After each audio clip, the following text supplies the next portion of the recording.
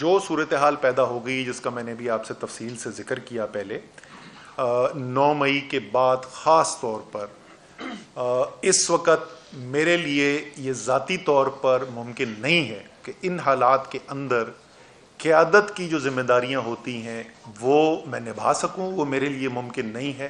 اس لیے میں secretary general Tehreek Insaf کی جو ذمہ داری ہے اور کور کمیٹی کی ممبرشپ، اس سے میں مستعفی ہوں گا۔ جو میرے خیالات ہیں، ایک یہ وجہ بھی ہے کہ میں کھل کر بات کرنا چاہتا ہوں کہ کیا کرنے کی ضرورت ہے۔ میرے خیال میں اس وقت سب کو ہمیں کھل کر بات کرنی چاہیے، اور ظاہر ہے کہ جب آپ ایک اہم ترین عہدے کے اوپر بیٹھے ہوئے ہیں تو پھر یہ بنتا نہیں ہے کہ آپ اپنی کوئی انفرادی رائے جو ہے وہ الگ سے وہ دیں۔